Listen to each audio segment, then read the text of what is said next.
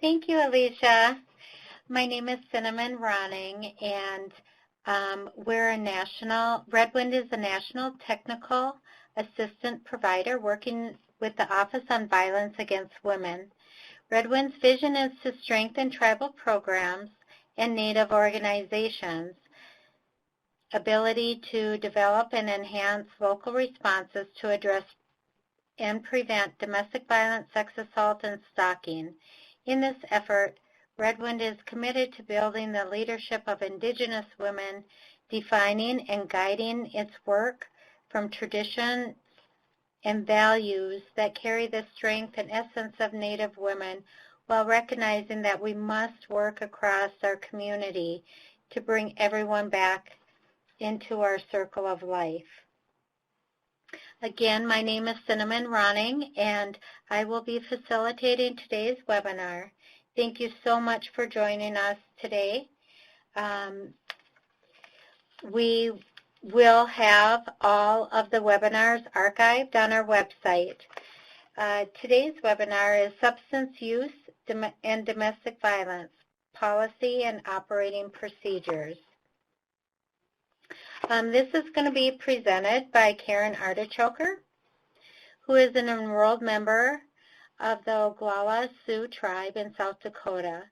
She has spent her lifetime as an advocate and is known for developing resources, programs, and strategies in response to violence against women and children. She has worked on the local, tribal, state, and national level, advocating and working to implement strategies to stop violence against women. She is a founding mother of Changleska Incorporated and a comprehensive domestic violence program on the Pine Ridge Indian Reservation and Sacred Circle National Resource Center to end violence against Native women. In addition to working in the area of domestic violence and sex assault, Karen has experience working in the fields of mental health and substance abuse. She was a counselor at Rosebud Sioux Tribe Methamphetamine Treatment Center and worked as a care coordinator. Thank you, Karen. Tiwake Glukinipi. There you go. A children's mental health program on Rosebud.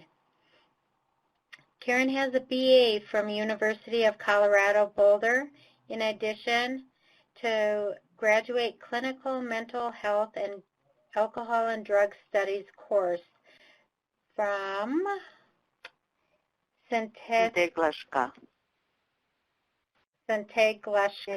University. She is a mother, grandmother, and great-grandmother and lives in Rapid City, South Dakota. You are too young to be a great-grandmother. I don't see it. So today's webinar, I'm just going to read, give you a little bit of information on the topic, and then we'll pass it over to Karen.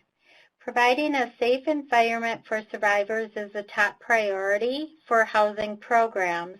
Some program policies can give unintended consequences or create additional barriers for victims seeking services. This webinar will provide information on policies and practices to support a survivor's sovereignty and autonomy.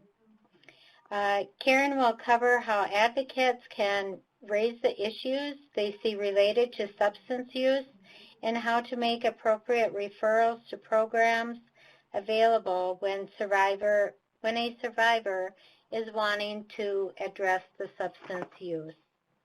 So at this time, I'll go ahead and pass it over to you, Karen. Thank you so much for joining us and presenting for us. It's a pleasure, Cinnamon. Thank you. So it looks like we're a pretty small group, which if we were here in person, I would really love to hear where each of you is at in your work and where you're at with your policy development. Typically, policy and procedure can be seen by many as sort of make work and boring, and so I'm hoping that by the end of the webinar you'll see it as something useful and something that really helps our work. I want to say typically too, and again, I don't know the level of experience and work that each of you is doing in your respective programs and communities, but I do know that we do need guiding principles and practices. So hopefully everyone will get a little bit of something out of it, and not just what we may have seen in our experience where policies and procedures are only referred to when there's a problem. So, and I'm looking out my window here in Rapid City, and we're just starting. We're supposed to be getting a big snowstorm. So I'm going to hope for the best, because I don't know about the snow stuff. So for those of you who are in warm climes, I'm envious right at this moment. But anyway, so I really appreciate the opportunity to spend some time with you all. A couple weeks ago, we talked about substances and domestic violence and the intersections between those two. I do want to let you know that in March, Indigenous Women's Justice Institute and Brenda Hill Consulting will be providing a workshop, presenting a workshop in Rapid City to kind of expand on that webinar. So I want to thank Red Wind, who kind of motivated us to, he said, we need more time on this topic. So I don't know if we'll get to policy work then, because we're struggling with 2 days now on just talking about substances and domestic violence. But, okay, so When here is we that go. It's going I'm to sorry, be, Karen. This is Cinnamon. That's okay. March 14th and 15th, we're just now getting the written information out, and I know Vicki offered to put it on y'all's site. So it'll be available there. And Brenda and I are going to be in Palm Springs, so we can make information about it. We'll have everything finalized and whatnot and whatnot. We're actually supposed to go to the hotel today or tomorrow and sign the contract and whatnot, but I don't know. With the storm, we'll see. It might be next week. So Great, anyway, thank you. Yeah, and I would really, I mean, I'm really looking forward. Hopefully we'll get a good little crowd and to really spend some in-person time and be able to actually talk to each other. So, all right, let's talk about policies and procedures. Okay, how do I move this along, Cinnamon? Do I have to do this every time? Next. Bottom left. Okay. There you go. Yeah, okay. So I made this pretty generic. Again, it's kind of difficult when I don't know where you're at with your policies, if you have any developed at all, if you've ever done any of this kind of work. Having developed from the ground up a number of programs, I can tell you that it can be tedious, it can drive you crazy, but hopefully in the end what you have is a document that will help you and be helpful to the women that we're serving, okay? So when we talk about policies and procedures, policies simply are clear statements of how we intend to conduct our services, actions, and business. Okay? So again, they set up those guiding principles. They're our vision, that it's the vision that we have. When Cinnamon spoke about Red Wind, you know, it's how we all want to return to this circle of life and be a part of this. And it kind of gives you just that really overarching statement. And I think as Native people, we're particularly good at that because, of course, we have a history as orators, and we have some wonderful cultural and spiritual sentiments and notions that we can put in writing that can really guide what we're doing.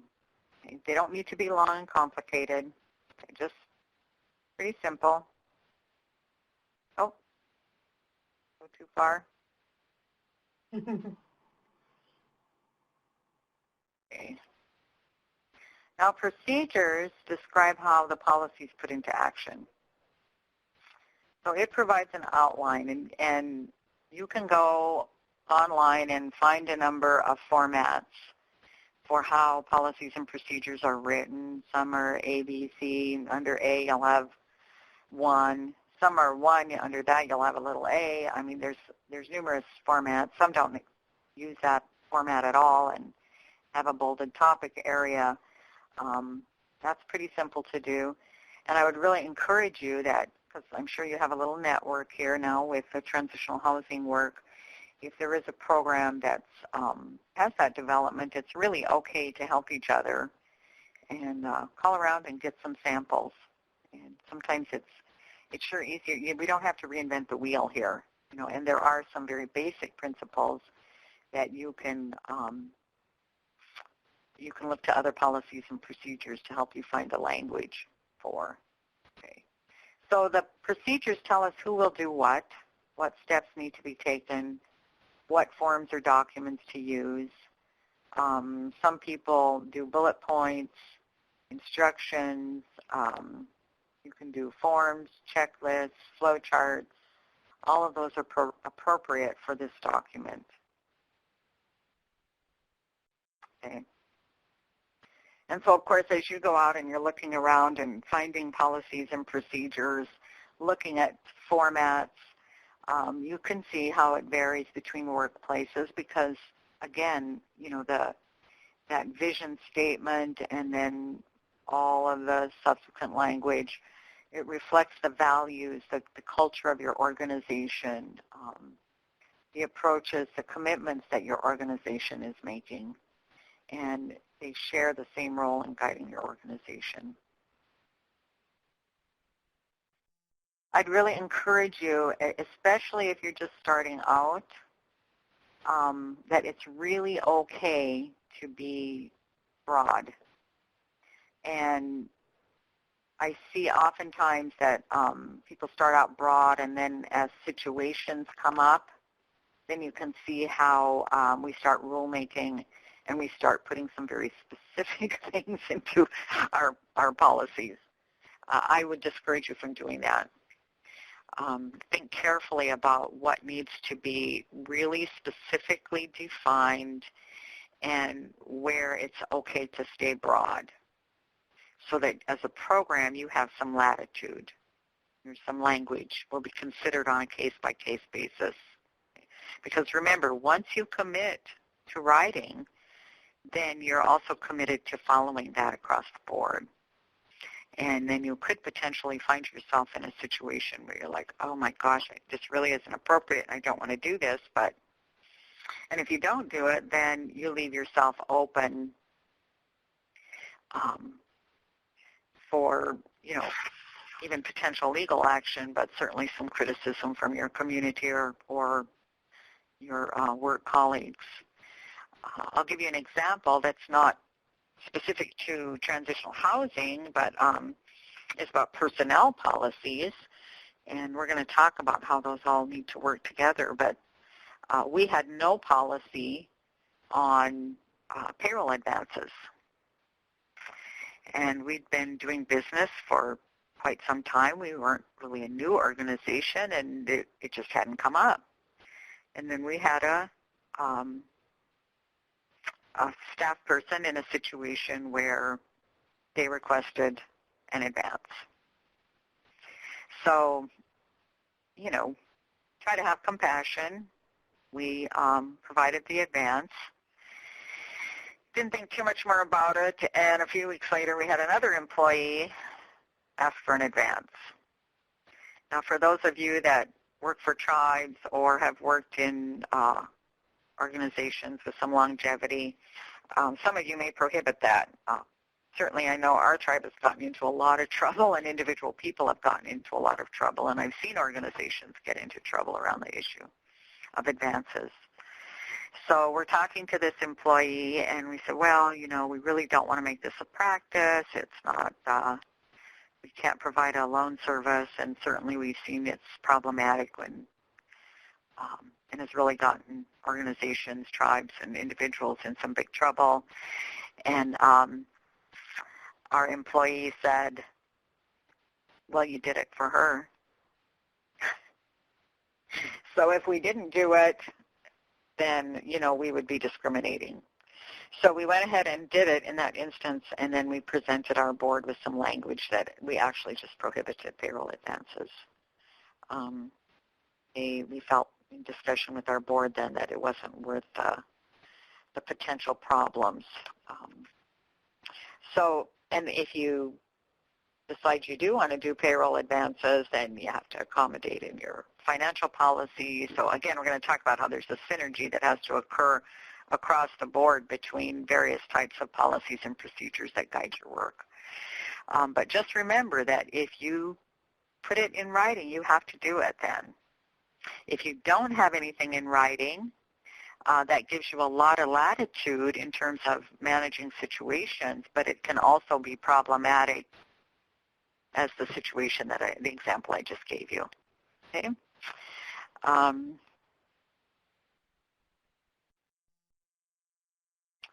Okay, so then we have policies, we have procedures, we have operating policies. There's some guiding principles to look at. Do the policies serve to protect and benefit the person that we're serving? Do the policies protect and benefit the program and its employees? And I've certainly seen policies that were slanted totally to protect the organization. And, I guess I didn't care for that either. And sometimes there's policies that you have to enact simply because you need to protect the program from liability. But we're looking to try to find some sort of balanced document, okay, so that everyone's interests are seen to and protected. Okay? Again, here's consistency between your project's operating policies and your program's personnel policies. So we're going to talk a lot about confidentiality. If your transitional housing program policies and procedures stress confidentiality, which if there's any section in there that in your policies that should be stressed, that would be one of them, then your personnel policies and procedures need to also stress that. Okay? Should be equally stringent or lax or whatever. An example where, again, we want to see some kind of consistency for me, and maybe, again, this is my personal, it's a thing I believe in really personally, is that we should address the use of alcohol and drugs by program personnel. We're talking about substance use and abuse and dependence on the part of program participants. And I don't know what your policies say. If you require abstinence, if it's a non-issue unless there's a problem, but then it's probably also a good idea then, again, to have that consistency and address that in your personnel policies and procedures. And I think this is particularly important for us as Indigenous people because, for most of us in our communities, we know that substance use, abuse, and dependence is a major problem. We know in shelter upwards of 50% just in mainstream, so let alone in Indigenous shelters. We know substance abuse is a problem for women using shelter.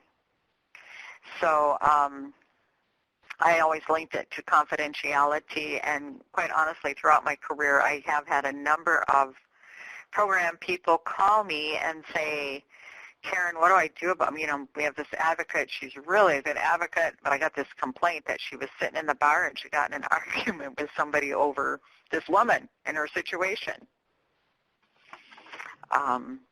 You just cannot have that. So I'm a big believer that we have a responsibility to model being clean and sober. And, you know, when I've had advocates say, well, if I have a glass of wine with my dinner, whose business is that? And I always say, if it's an issue, it's an issue. If it's not, it's not. But these are things that, you know, I don't know how you operate in your organization. If you have these kinds of discussions, I know for us on the Plains, most our spiritual origins certainly, you know, don't involve alcohol and drugs, and our contemporary spiritual practices tend to request that people abstain. So anyway, it's something for discussion in your program, and it's something to look at when you're talking about transitional housing and what's required of women and how the program is operating, and then what's required of your staff. So again, there's many sample formats. It can evolve over time. You are looking at, again, starting out with your overview, your guiding vision, your mission statement, intent, philosophy. This really defines what values and beliefs guide your work. Typically, you're going to have definitions. So that might be who's eligible. That might be something about, I don't know, maybe rent structures would be in there too. But you're going to have a definitions section in your policies and procedures.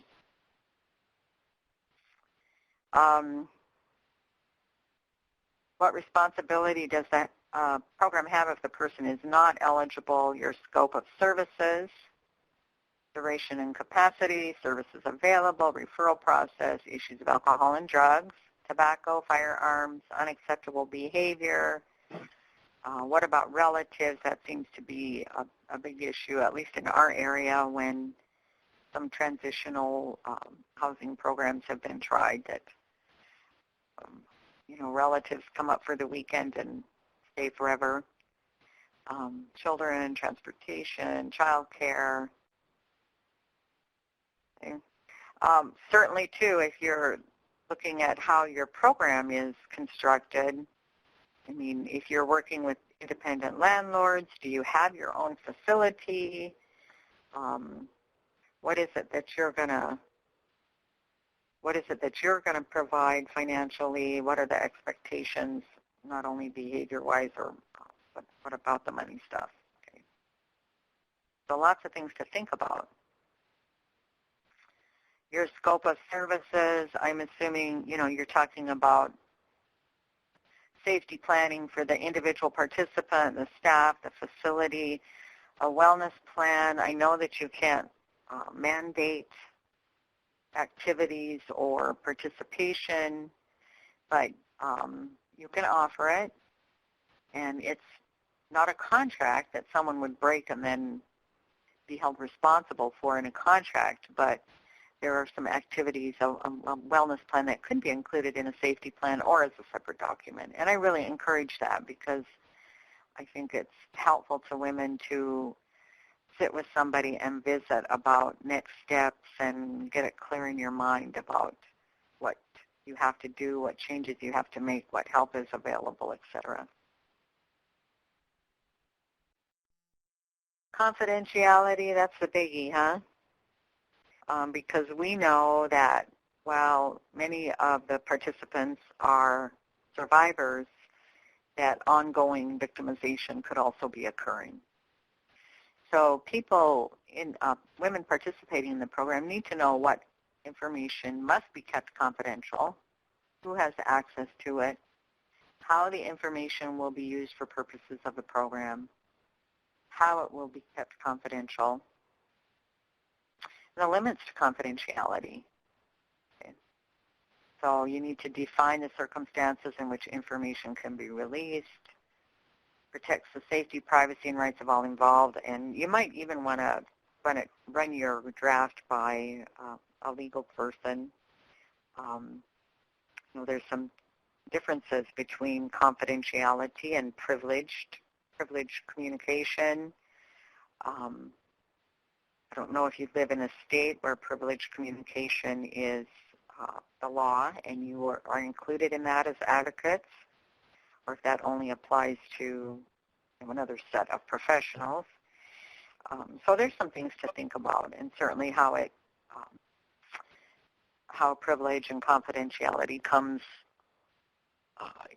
about with the research piece, if you're ever involved in any research. So, it's not necessarily a simple, we keep confidentiality. And again, then you want to make sure that when you're working in your personnel policies, you're talking about what the consequences are for confidentiality, very clearly what the process is for determining if confidentiality was breached. But I think this is such a big one because we want to really feel confident in reassuring people that their business is confidential. And so we want to really stress that with our staff. I always said it was probably the one thing that you could get just fired for right out of the gate if that was problematic.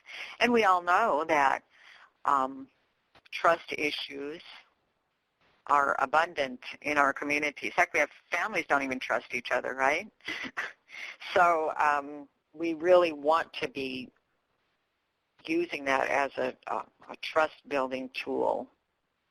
I will say that working in my local tribal community, I really felt then that the community held us to a higher standard because that was in all of our documents, and it's something that we made public, that this is what we are about. And so, boy, let me tell you, our staff, we got called out if the community saw what they felt was inappropriate behavior on the part of our staff. And they said, well, you guys say that this is who you are. So when we're talking about the behavior of the women we're serving and how that's interacting with maybe their substance use or problems, we're not immune from all of that as people who are paid to help. Because, I'm assuming that many of you, most of you, all of you live and work in your communities. Probably related to some of the people that you're serving, huh? Okay. Release of information, that's another big one. And that's part of confidentiality.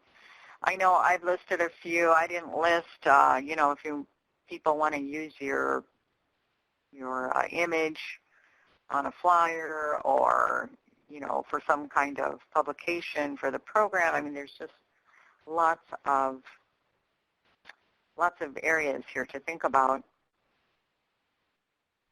But the release of information, it really tells us what the circumstances are for a release, and it should be included in our policy. It's about the actual form. Oh, here we have image release. Legal subpoena or for purposes of litigation, scary, huh? And mandatory reporting requirements. So we really want to make sure that, we have informed consent, that people, I think it's changed over the years. I know a number of years ago, lots of at least shelters before you all came into existence, and women were, might just stay in shelter for long periods of time as transitional housing. They were asked to sign just this, a blank release form, and advocates really had the authority then to release this to everybody and his brother. And you've got, social service, women typically involved with lots and lots of public institutions. So hopefully that's gotten tighter over the years as we've evolved and have some longevity now with our programs.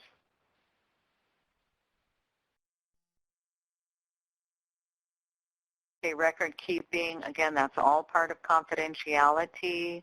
Again, there needs to be that we need to look at our financial policies and procedures and how records are, the confidentiality of records is maintained in our financial accounting system, that whether you're cutting checks to a landlord or even if they're not in her name, there's a paper trail that leads back to her. How does that work? How is that maintaining her confidentiality? Who has access to those records?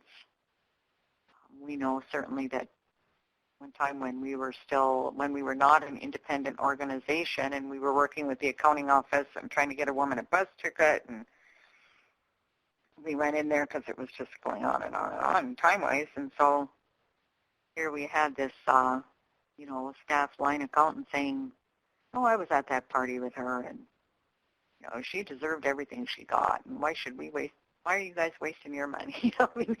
We know that we have those attitudes. We know they still exist. So we know that we really do need to maintain who's seeing any kind of information about people.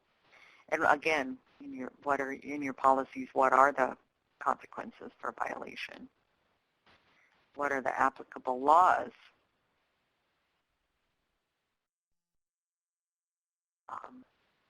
Applying to record keeping and confidentiality. Again, under what circumstances? How may information be released? Our accounting practices, our document retention, how records are maintained, how they're disposed of. All of these questions need to be answered in your policies and procedures, whether you have all of these as subheadings under confidentiality, whether you're making them all their own heading, whatever formatting you're wanting to use.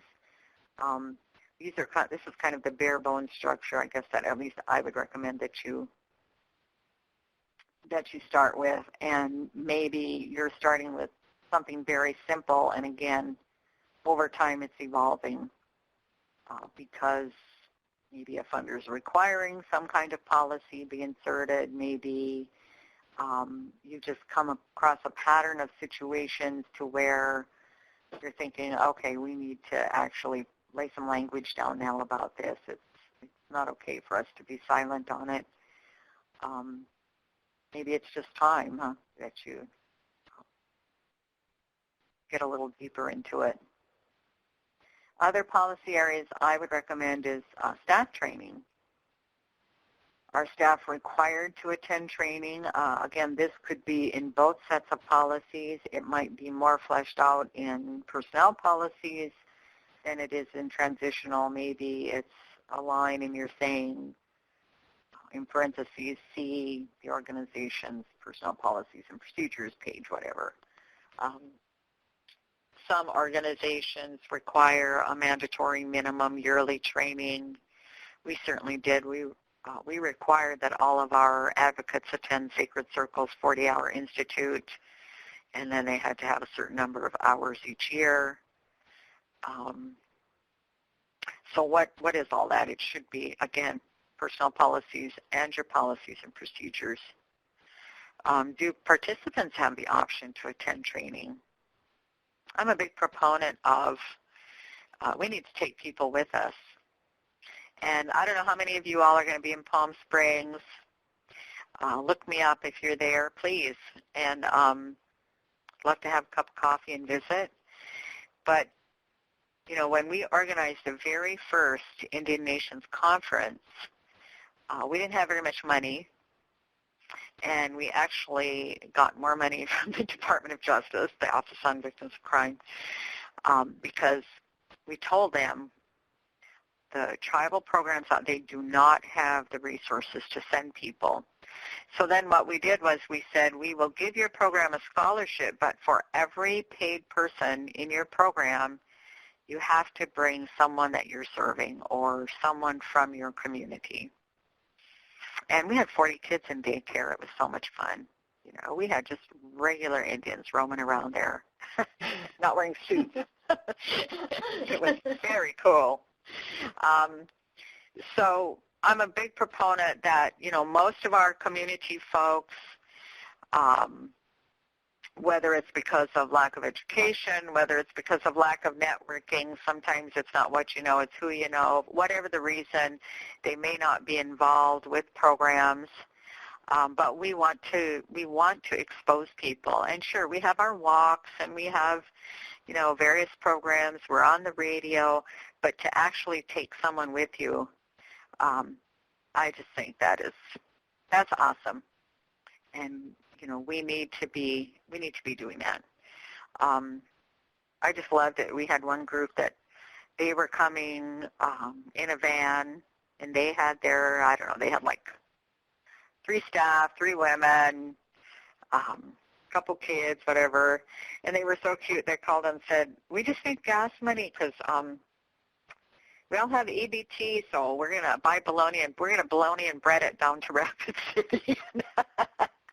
So we had all kinds of cost-saving measures too. Okay, but anyway, I hope you will consider that.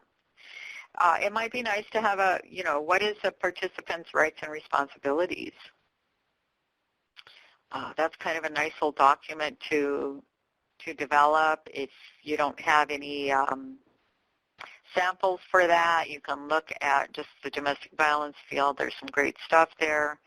And it's kind of a nice way, too, to maybe have some community focus groups or to talk about with the women in the program, to get a little event together and talk about that.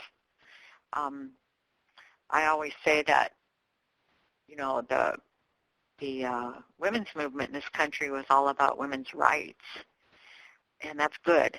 We want to talk about women's rights, and we want to talk about equality. But for us as Indigenous women, we also recognize that in addition to rights, we have responsibilities. It's a responsibility to be an Indigenous woman.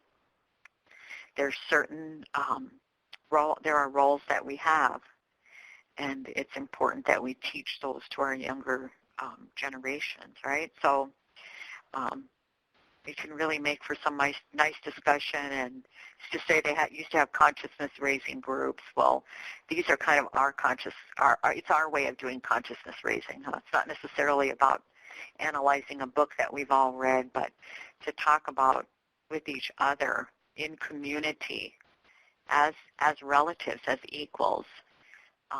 What does it mean to be an Indigenous woman? What are our rights? What are our responsibilities? Okay. You may have requirements from whether it's the federal government, or a state government, maybe a tribal government, where there are laws that require you to have policies about sexual harassment, anti-discrimination. I know here in South Dakota the programs routinely for a while there were getting policies, requirements from the state. Some you sure didn't like, but if you wanted their money, you had to have them in there. Others, probably were good addition to the policies that we were already operating under. Okay, forms, you can insert forms with a page reference marker. Like I said, you might want to just have a parenthesis. See another document, or it might be see Appendix A, and you've got it all at the end of the document, or you might want to have the forms at the end of each session. Section, sorry. And that's acceptable too. So, the forms would be whether you call it an intake or screening, whatever processes you're going through. Huh? So you end up with quite a big document ultimately, but again, it's okay when you first start. It's kind of like, for those of you who've ever incorporated, you start out, you send into the incorporating body, you send some real simple bylaws, and then over time you continue to develop them. All right. I'm not seeing any questions, people. Feel free to go ahead and get some in there. again, I find these sessions difficult because, it's always so lovely to visit with you and hear people's point of view and have some differences of opinion and see how other people are doing things, etc. But anyway, all right. So our operating policies, again, they're meant to be a living document. It provides a framework for operating. It helps eliminate uncertainties concerning how to safely, effectively, and consistently administer a program. They're they're very important for us as domestic violence, doing domestic violence and sex assault work, because we know that even program personnel, there might be safety issues for us too. So how we're addressing those in those policies, and then how we're letting the staff and participants know, that's critical also. Okay. Helps maintain a continuity of services. Sometimes, we have staff turnover, people participating, women in the program come and go. And so, when you get a new staff person on, I know probably many of you have experienced it. You're sitting there waiting through these policies. You're like, oh my gosh, but it's a necessary evil. Okay, so there's some basic tenets we're looking at.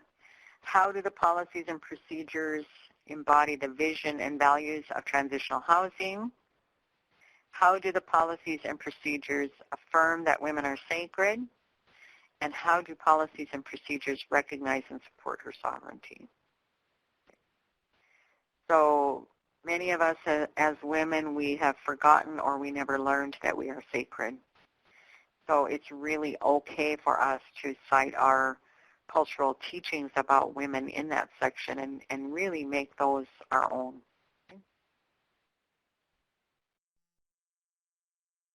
How do policies and procedures adhere to absolute confidentiality? How do we centralize her safety? And how are the policies guided by the voices of the people we serve?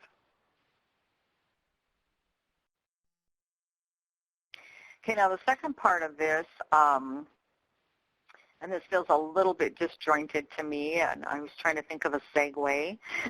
But of course, these policies and procedures are about real women. And in the little blurb that you got about what this was about, we wanted to talk about how you talk to a participant in your program. And it's kind of interesting to me that we didn't really get to that too much a couple of weeks ago. And we're getting to it now in the policy and procedure section. I do want to say that really what I'm going to be presenting, it would not be inappropriate to actually have something like this in your policies and procedures, as a working document, because again, staff are going to be looking at this. Once you get this document in place, and many of you probably already have them in place, I hope that you're creating something for participants to be able to have.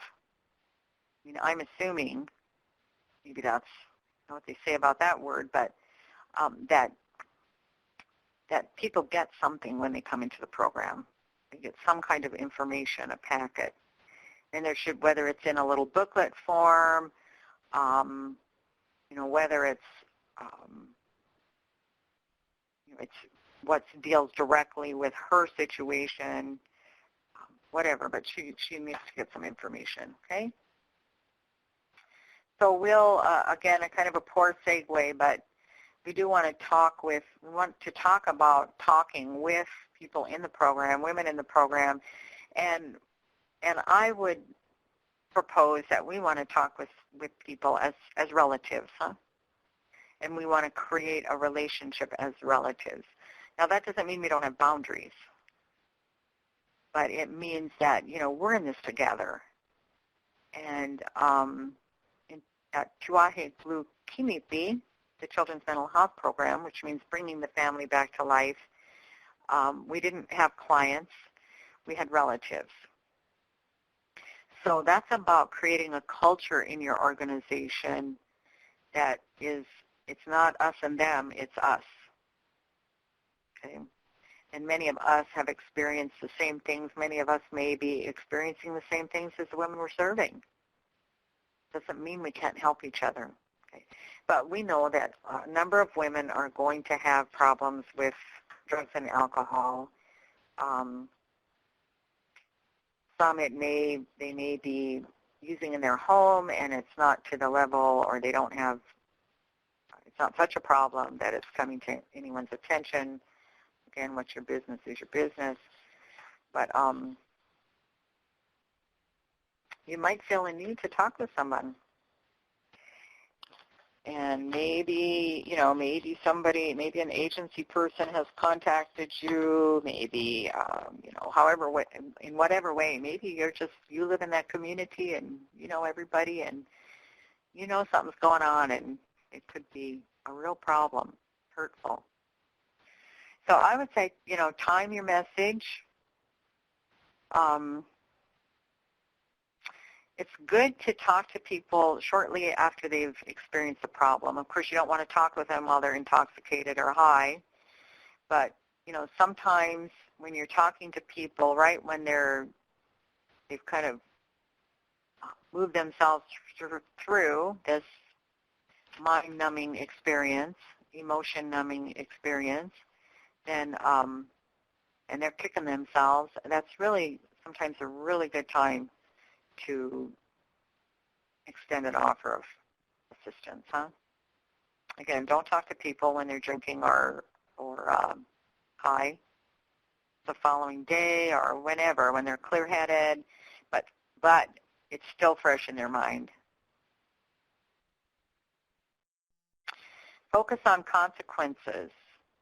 Now, after the last webinar, one of Redwind's staff asked me about motivational interviewing, intentional interviewing, many of the contemporary counseling techniques. They're really encouraged that we help move a person through so that we're looking at consequences and helping someone to understand the consequences or come to that conclusion on their own is actually the better ideal. How the behavior is hurting them and their children. Lots of times, right, it's not even so much people make changes in their life, it's not, the motivation is about their children, the impact of whatever choices they're making on their children. Focus on the discomfort, the psychological distress, the emotional pain. And you say things like, it really hurts me to see you going through all of this. Avoid lecturing, I'm a grandma, I'm a great-grandma. Oh, that's a tough one for me. But it's really best if we try to avoid lecturing. That kind of approach often backfires. It invites further resistance and denial. So if we kind of take that compassionate grandma approach, not the dish towel grandma approach, we show care and respect, not to blame or criticize, not to label or demand, but just that we have concerns and that we're willing to be there and be a helping source of encouragement. Okay, maintain rapport. Again, if we're just chewing somebody out, then that's not always the most helpful approach. Although I do have to say that over time, and there are those moments when that has its place, but by and large, no. Expect the worst. Again, the person may get angry. They may tell you to mind your own business. This is where, my soapbox about how it's important that we model behavior for people. We don't want to give them extra ammunition, right? So if they're saying, well, what about you? Because that will occur. There's that distraction that people are going to try to make away from their own behavior. What about you? You go to the bars. You drink. Years ago, probably, 35 years ago, I worked at a group home on the res, and the director was a boozer. And so the kids I had a big party at the house, and it was just terrible. Anyway, he's got these kids running the track, and some of the older kids are running by saying to him, "What about you? You go to the bar, you drink." And his reply was, "I'm old enough." Well, that really doesn't cut it, right? So we don't want to be in that kind of position. Needless to say, that director in the program didn't last long. But when people get upset with us, we want to not take it personally.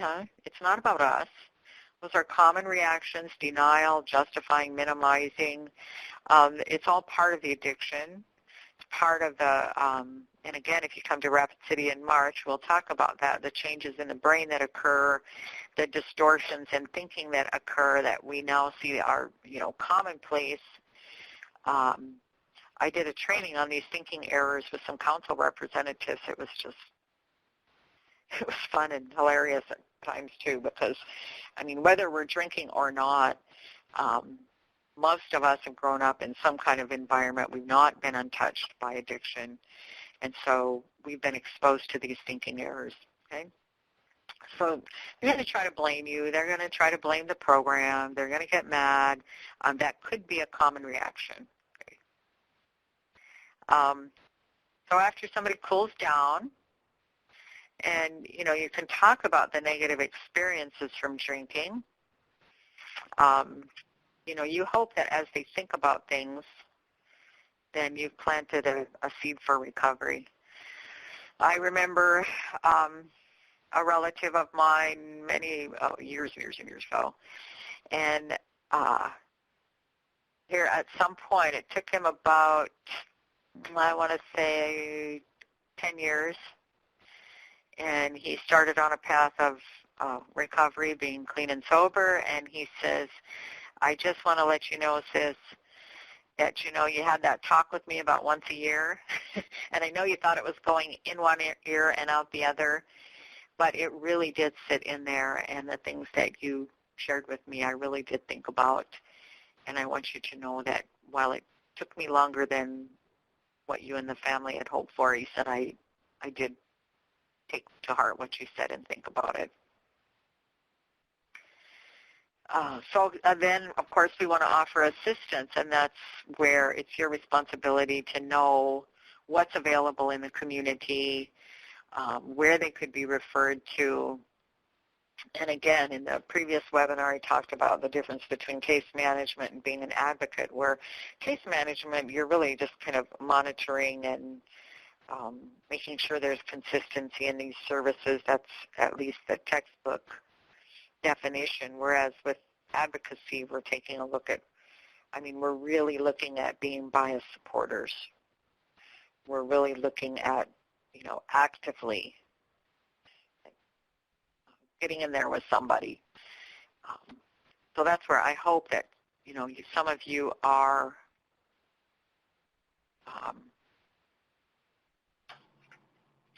you're providing transportation. You're and again, you're looking at, when are we not honoring her sovereignty and doing too much, and when are we? This is necessary and important if she's really going to be able to succeed.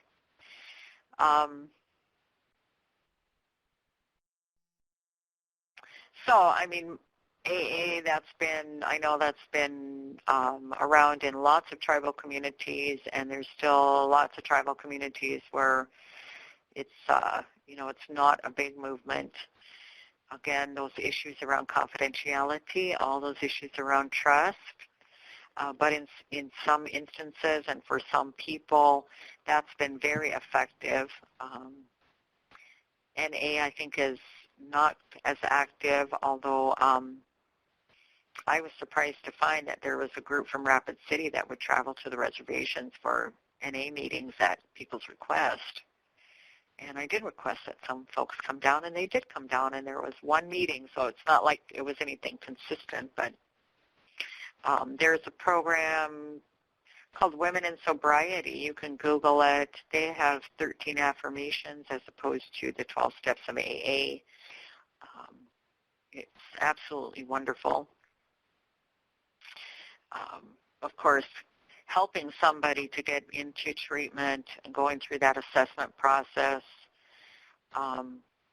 Most recently here, I was helping a young woman, and they had charged, she had to go to this, where they charged her for the assessment, and it should have been covered, and so she was really just a kid, so I didn't have to, but I went and helped her and went and talked with her to this organization about this whole bill problem. And it was really stressing her. It really upset her because she felt like she was being really responsible here in this process, and she couldn't pay this. Offer to go with them, take part in the process as needed, and there's certainly nothing ever wrong with saying to somebody, what would you like for me to do? Are you comfortable doing this yourself? If you would like for me to, I could. And, I think when somebody's saying okay and they don't really want you to, and when somebody's saying, oh gosh, thank heavens you offered. We still see some of our more traditional indirect type of communication with people, so it's important that we develop our own instincts and use our own cultural knowledge to do that reading of people.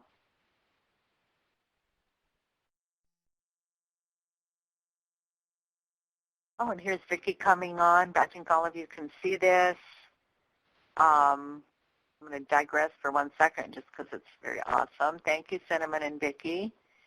That, of course, your grant, you do have confidentiality requirements, and that your policies have to be approved by your grant specialist, and that Redwind will help you in reviewing the policies in advance of submission and afterwards if changes are needed. So what a great service, Vicki. And thank you so much for coming on with that. I want to continue to talk about your program and talking with people. There's lots of cultural considerations. As a program, can you get, or as a project, can you get donations? Can you be proactive in looking for donations? I assume that you're interacting with people in their homes, and I always say a pat on the back is nice, but a packaged toilet paper is even better, especially when you're a woman, huh? So it's always nice to try to take a little something. Maybe it doesn't have to be every time, but it's always nice to try to find some things to help people out, huh? And especially when you look at, we used to try to do more with laundry soap and shampoo and EBT. People had food, but could get a little tough with the toilet paper and the laundry soap and whatnot. When you go visit someone or they come and see you, do you know if they're open to smudging? Do you know that how they feel about some cultural rituals? And again, I'm saying if somebody comes to you, that it's important that we're really gracious, that we offer somebody, like I said, my grandma used to say, if you don't have a meal, you have a cookie. If you don't have, you have a cup of coffee. If you don't have any snacks or anything and you don't have coffee, a glass of water. But to make people feel welcome. Okay? And is it comfortable for the person? And if you were to burn sage or whatever your particular tribal culture, kinds of soothing and relaxing kinds of things, what are there things that you could do that they would be okay about? It's okay to ask people too. Some people might say, oh, well, I don't ever do that, and you can tell they wouldn't be comfortable. Other people might say, well, I don't really do that, but sure. And even when you go to someone's home, again, whatever particular cultural things that you use, of course here it would be sage, sweetgrass. And sometimes sometimes doing that lays foundation for having some difficult conversations too. And sometimes, somebody's sitting there crying and we want to burn some sage or, again, whatever it is that you do. I sat and sang to women. Certainly burned the sage, but what are some ways that you could assist in helping someone to build their strength and would be a coping skill, especially right in that moment? Other cultural considerations, I say always acknowledge people's children. We all love to hear how beautiful, and I mean, if we got together, we could probably go all day. That could be a workshop, Vicki, just stories about our kids, grandkids, and grandchildren, and great-grandchildren, huh? And we all want to hear that our kids are special, beautiful, and awesome, and I think that goes a long way toward building rapport so that when you have that difficult conversation, again, you've laid some foundation. Take that few moments to just visit with kids or comment on something in a child's life or ask them some questions. And then I always say be aware of the age difference between yourself and your project participant. For us as Indigenous people, I think that's a critical element. Are you a peer to the person you're serving? Because that's going to create, if you're a sister, then that creates some guidelines for your behavior and how you talk to her. If you're an auntie, that creates some guidelines. If you're a grandma, that creates some guidelines. So, quite frankly, I found that as I aged, it allowed me to say things to younger women in a nice grandma way. And it also allowed me, especially more so with guys, but to be able to tug on the ear a little bit and then love them up. That's what a couple of my nephews, they always say, oh, Auntie, she's really, first she grabs me by the ear and then she hugs me up and says, oh, nephew, you're so good. So anyway, practice active listening. The previous webinar, Vicki referred to it as deep listening.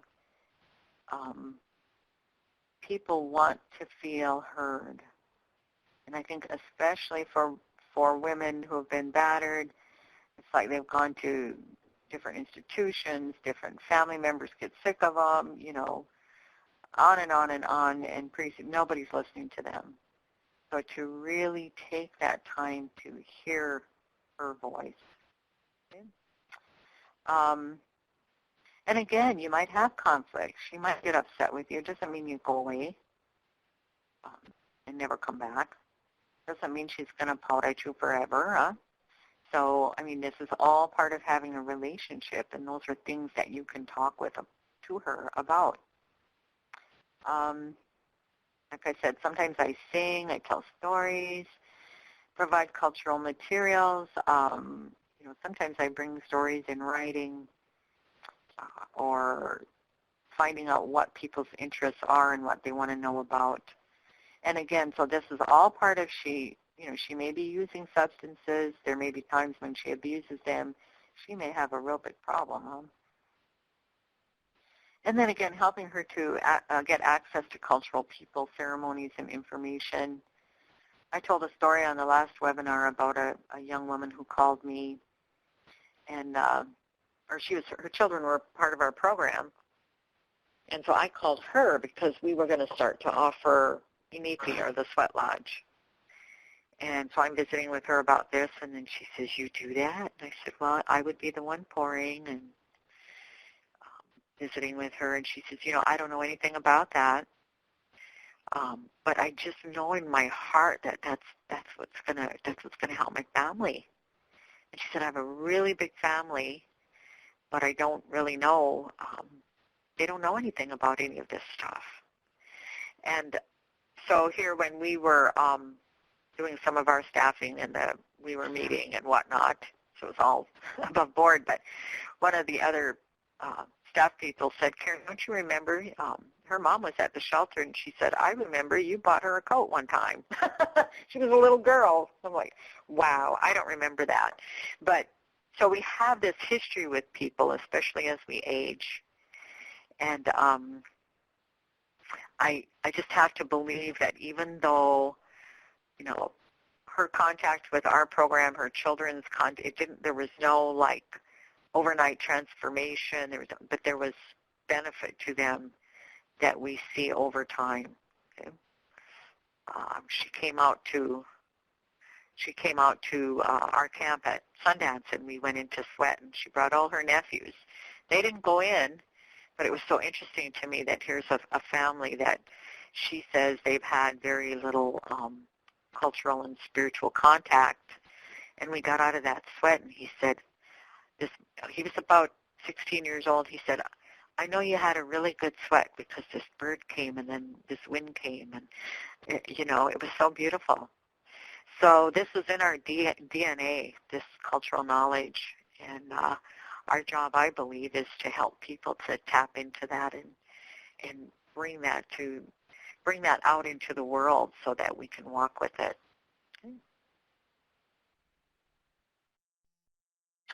Recovery, that's our best hope, right, for lots of the women and families that we're working with.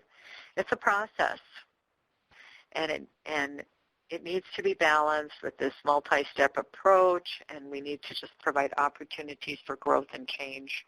I hope you provide kind of like community opportunities so people can feel a sense of connection. Mainstream says that we kind of distance ourselves from people, right, because we don't want to enable and whatnot. Well, enable can be a good thing, too. You can enable people to do good things. And with substance use, abuse, and dependence, oftentimes there's a person has a real sense of disconnection. So the question for us is, how do we bring them closer to us? Not necessarily how do we push them away. And again, we have our boundaries, and myself included. I'm sure there's some of you out there where we've had to limit contact with different people in our lives. I just had a conversation with a young woman saying, I love you, and I want to be able to be around you, and as long as you're clean, we have those conversations. I can't be around you when you're using, but I'm here for you. So we want to bring people closer to us. Many, many years ago, I was invited to Atlanta by the CDC, and they were sponsoring focus groups with various racial and ethnic groups. So they had the African American group, they'd had the Asian group, they were having different groups of people meet. And they wanted to talk about youth. And the advisor in the group was a guy from the Caribbean, and after he was through kind of being the facilitator and whatnot of our group, he was going to head for LA and he was going to try to do a treaty between two rival gangs. So we gave him some stage and prayed for him before we ended. But the Native group was made up of academicians. There were Indian studies academic people there. There were people like myself that were working directly in our communities. There were some administrators, but we were all Native people, and we were talking about our youth. And when we were kind of starting to wrap up a little bit, the advisor who had said it wasn't his role to really say anything said, I just have to make a comment. He said, we've gone through all these different groups of people, and he said, I just thought it would be pretty much the same. And there's lots of similarities. Everybody loves their children. Everybody's distressed about seeing how things are in our communities. He said, but I want to tell you, he said, I never expected to hear such a profound difference. He said the other groups are saying things like, we got to take our community back. You got to shut down these crack houses, get rid of everybody, clean up our community. And he said, and you all are saying with such profound love and sadness, he said, our children are lost. How do we bring them back to us? how do we reclaim our children? How do we help them reclaim themselves? He said such a profound difference, and he thanked us for that teaching. But I like to believe that all of our programs as Indigenous people is predicated on that level of relatedness and love that we have for each other. Okay. So moving along here, we have other cultural considerations, things that we can do, identify elders, cultural and spiritual leaders in the area. You might even want to ask one of them to come with you if you need to have a difficult decision.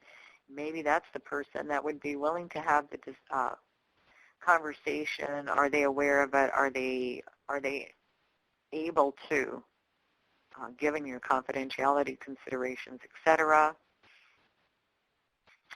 Help people identify who the strengths are in their lives and who those people strengths.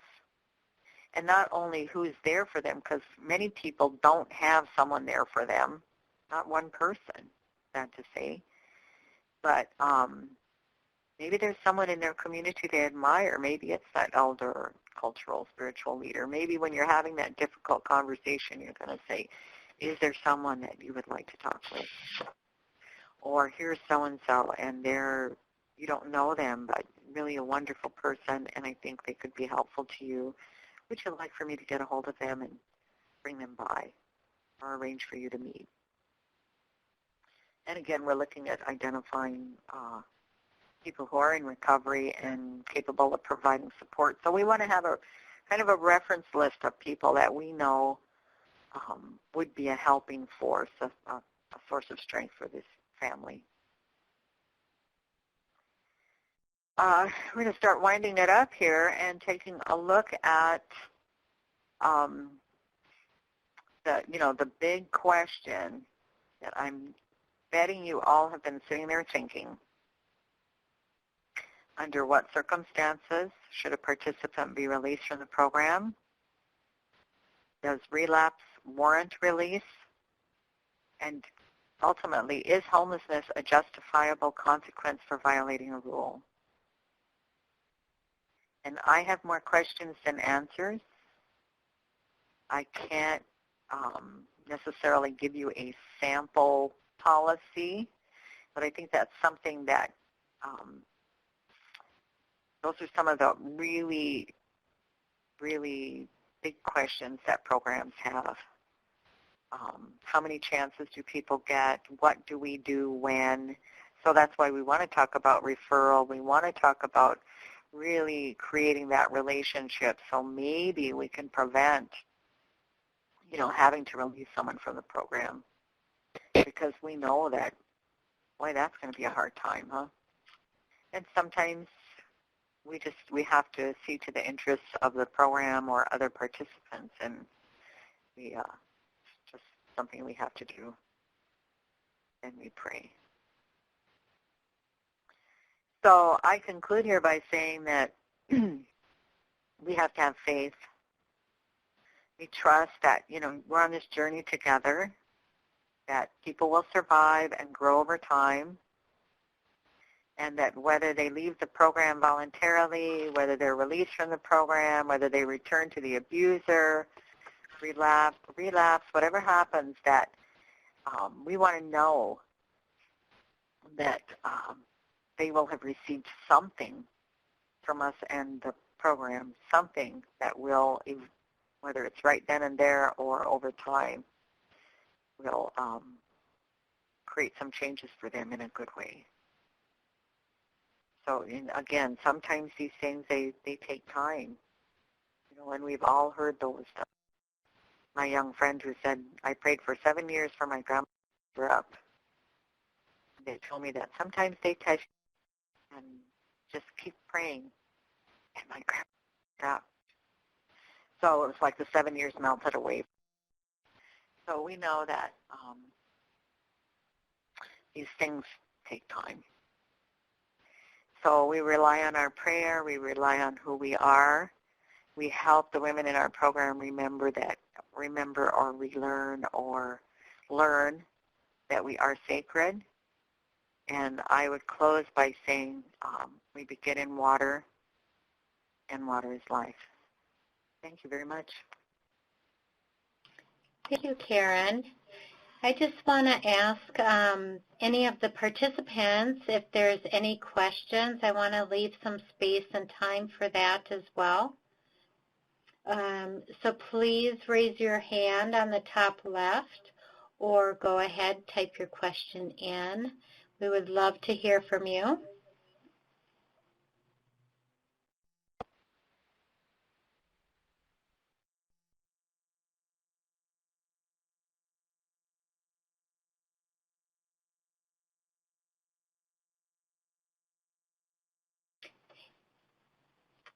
I also want to say thank you to Karen for your time and your expertise in this area as well. I know this is a challenging topic for some programs as well. So, is everyone awake out there? Are you still awake? We truly appreciate it. Vicki, work groups. Again, I don't know how far along people are, but I love doing this stuff in groups because, you know, you can have that discussion, and of course you can do that sometimes in your own org and in your community too. But could be a fun training, a workshop, whatever you want to call it. Absolutely. And I agree. Vicki wrote a comment about the difficult decision to have someone leave the program. It's hard and it requires a lot of thought to make sure it's the right move. You know, and it could set people back. Sobriety might be really scary for some to even think of.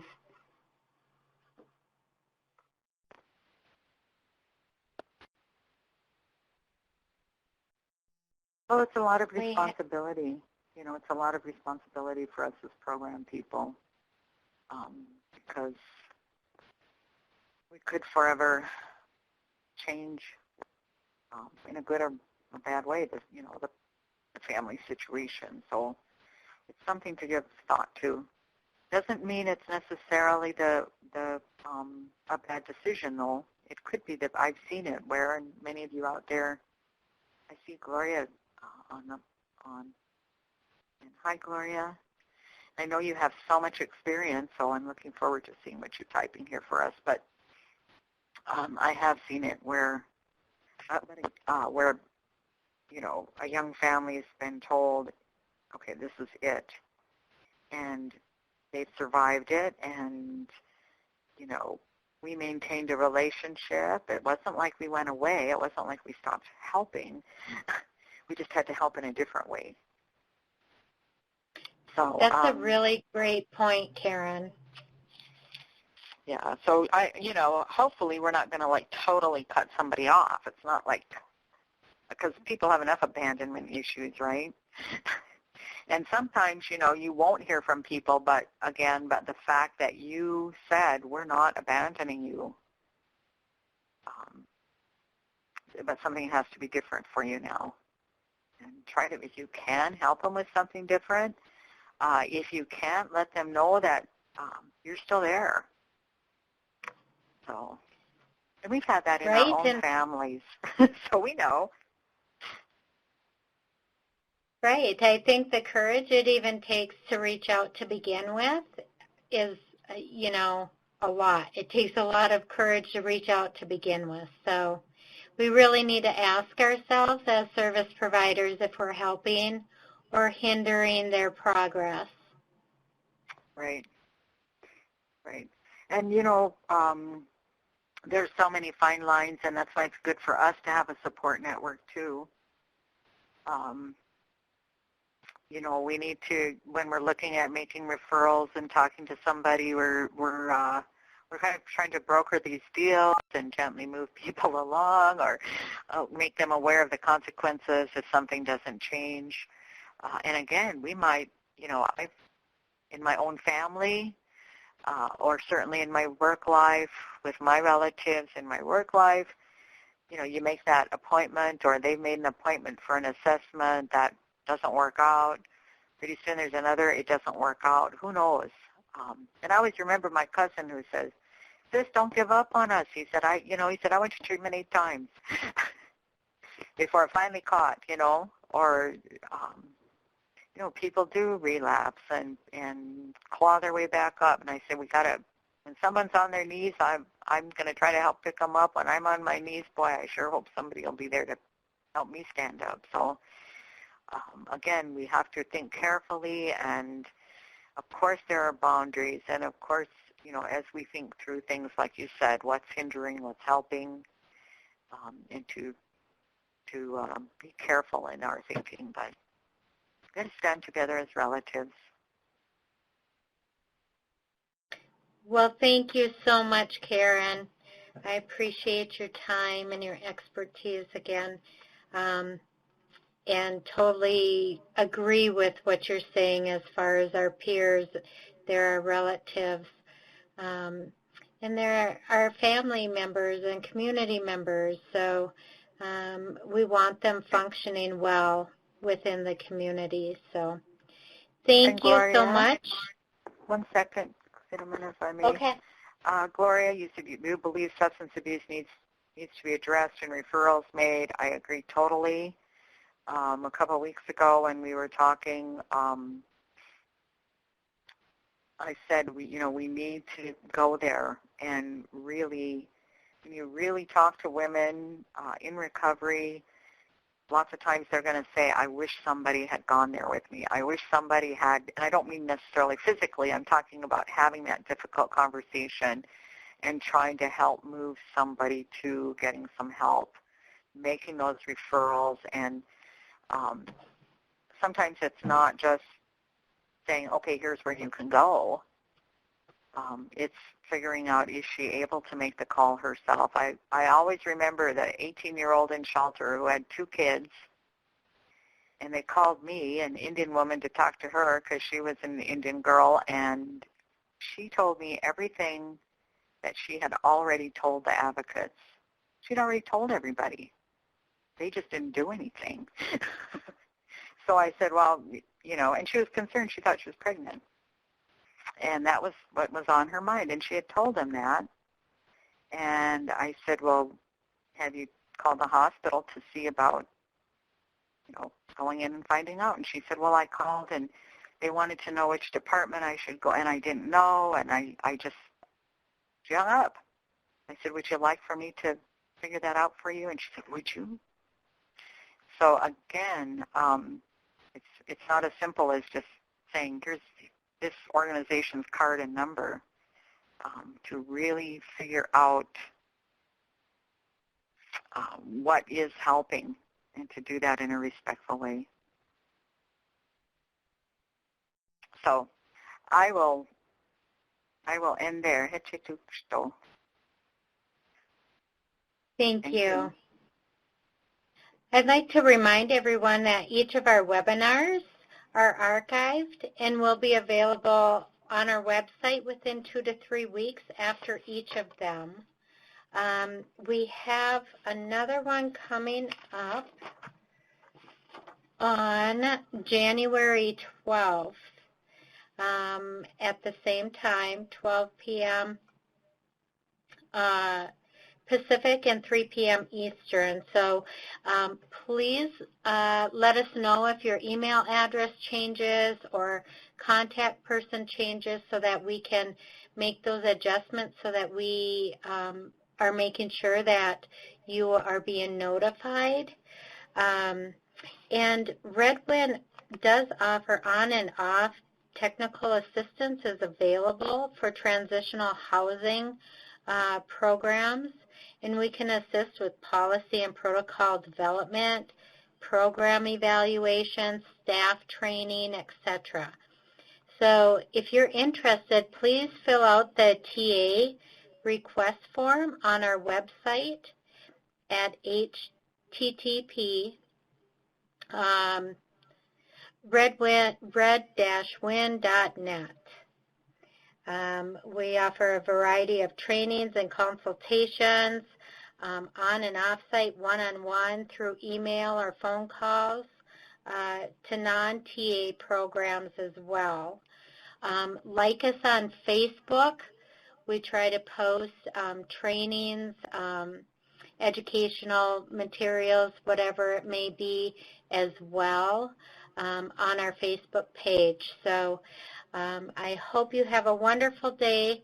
Thanks again, Karen. We appreciate your expertise in this topic, and we look forward to seeing everyone hopefully at Palm Springs as well. Vicki and I will be there as well, along with the rest of our staff here at Red Wind. Have a great day. Thank you. Thanks. Bye-bye.